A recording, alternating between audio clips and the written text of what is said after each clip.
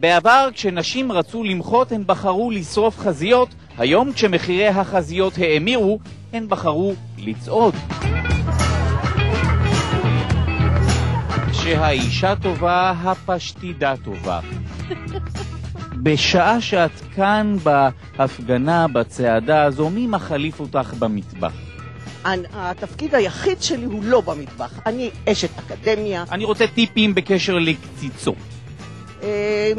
אני לא חושב שזה רלוונטי לשיחה הזאת. אני יכולה לתת לך טיפים איך להכין הרצאה טובה לסטודנטים שלי. הרצאה על קציצות. לא, על חינוך. אני מוכנה חינוך לקציצות. לא. אבל הלא גברתי יודעת שלנשים לא תהיינה זכויות. מדוע כל מלחמות הסרק האלה והלכלוך של הניירות? הם אמרו גם שהם לא תהיה להם זכות בחירה, ויש להם זכות בחירה. ממתי? ממתי? האם לא מדובר באמת בשטיפת מוח שגברתי עברה על ידי חברותיה? אני לא עברתי שום שטיפת מוח, אדוני. וכן גברתי, האם אתם מתכוונים לעשות הסכמי עודפים עם מפלגת זכויות הגבר? אנחנו שוקלים את זה ברצינות רבה. סיליקון בעד או נגד? בעד לחלוטין. ויאגרה, בעד או נגד? את שואלת אותי? מאיזה ערוץ גברתי? קחי 20 שניות ודברי על נשים כאילו היו שנואות ליבך. אין להם זין, זה א' כל. זאת אומרת, את מוצאת שההבדל היחיד בין נשים לגברים זה? שאין להם זין. אני פשוט רוצה לשמוע את המילה הזאת ממך. אוקיי, שאין להם זין.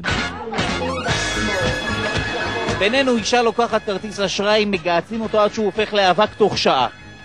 שעה? תוך 20 דקות, איזה שעה? בינינו נשים כל הזמן רבות וצועקות ומכאיבות לנו את הראש.